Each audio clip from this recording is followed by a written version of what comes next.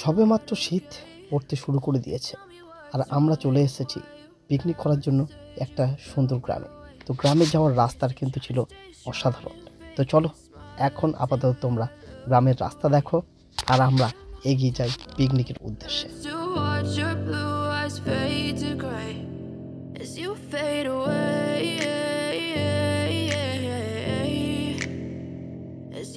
অনেকদিন পর শীতের এমন গ্রাম্য পরিবেশ দেখে মনটা সত্যি দারুণ হয়ে উঠেছে।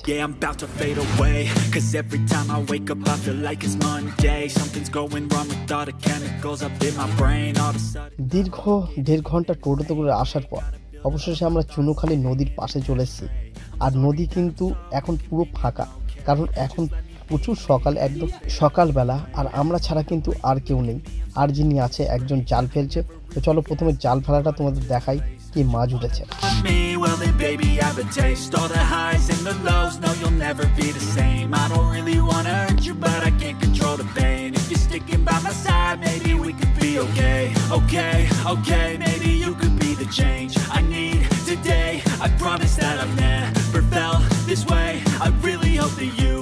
Choose to stay through all the pain. I know you told your friend you're not. তো এর মধ্যে কিন্তু আমাদের যে নৌকাটা উপরে নিয়ে যাবে সেই নৌকাটাও চলে এসেছে। Said you felt that way. Guess you're trying to stay strong and fake a smile until I look away. But I've known you too long. It hurts to watch your blue eyes fade to gray as you fade away. As you fade away. As you fade away.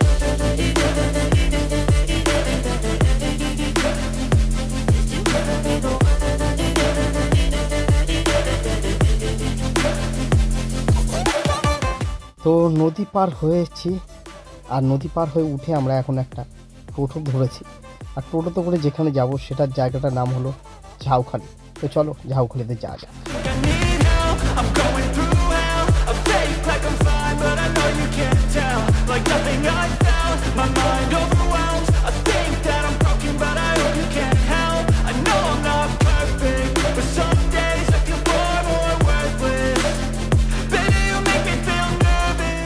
তো এখন পৌঁছে গেছি আমরা।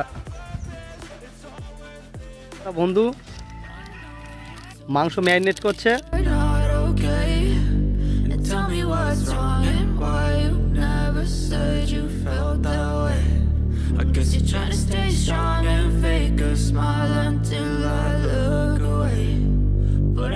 Picnic করতে এসেছি, welcome drink এখন পাড়তে উঠেছে, মানে নিজেদের ওয়েলকাম ড্রিঙ্ক নিজেদেরকেই করতে হবে। তো ওয়েলকাম ড্রিঙ্ক নেওয়ার জন্য নারকেল গাছে উঠছে পাগলা বন্ধু। তো আমাদের পূর্বপুরুষ যে বাঁদর ছিল সেটার এখন প্রমাণ দিচ্ছে ওই ছেলেটা, দেখতে পাচ্ছ। যখন আমরা ডাব পাড়তে ব্যস্ত তখন কিন্তু একটা দাদা এর মধ্যে রান্নাও বসিয়ে দিয়েছে।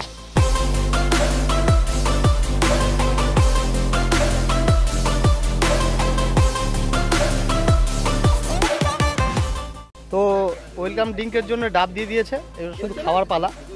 তো খাবো। হ্যাঁ আমাকে দিবি হাফ। ওয়েলকাম ড্রিঙ্ক এখন হাফ। ডাব খাওয়া পিকনিকে এসে কেমন লাগছে? আরে এই দাদাকে বলছি, দেখো মদের সাথে মাংস খাচ্ছে, ঠিক আছে? এই ছেলেটা মদ খেয়েছে, এই ছেলেটা মদ খোর, এদিকে তাকা। ও বলছে আর মদ খাবো না, খুব এই রান্নিদা বিরাট রান্না করেছে, এ মদ খোর তাকা। কি কি খেয়েছিস বল? হান্ডি, ডাব, হান্ডি চিকেন। ছেলেটা খুব সুন্দর একটা মাছ ধরার জন্য ছিপটা খালি দেখো, এইরকম ছিপ বাপের জন্ম তোমরা দেখেছো? একটা কামান নিয়ে মাছ ধরতে এসে।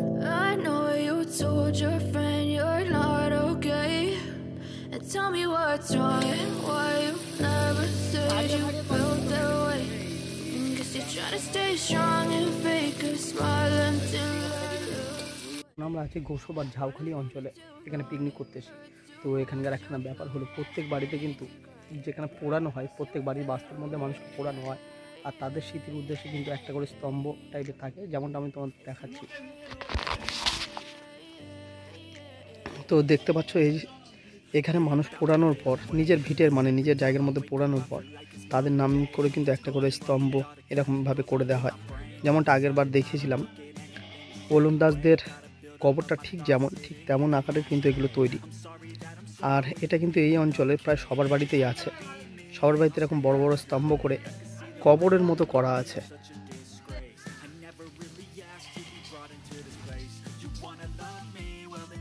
ডুবে নিল পাগলা। এই হলো মাছ, মাছটা জায়গা মা কি বড় মাছ ধরেছে রে। হ্যাঁ, এই পিকনিক করতেছে, খুব সুন্দর একটা আনন্দ। বেশি জোরে জোরে চাচা যাবে না। শুভর উফ, দেখো কত মস্তি। এতক্ষণ ধরে মাছ ধরলো, ধরে আবার ছেড়েও দিল। তো যত রকম মস্তি মজা করা যায় সব কিছু করে অবশেষে কিন্তু আমরা খেতে বসেছি।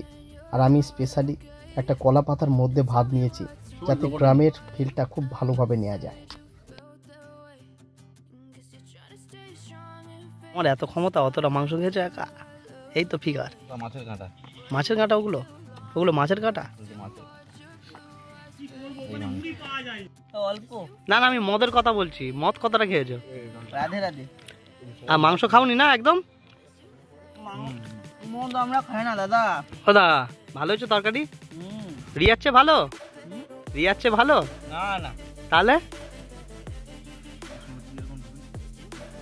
তো অসম্ভব সুন্দর একটা পিকনিক সেরে এখন কিন্তু আমাদের বাড়ি ফেরার পালা।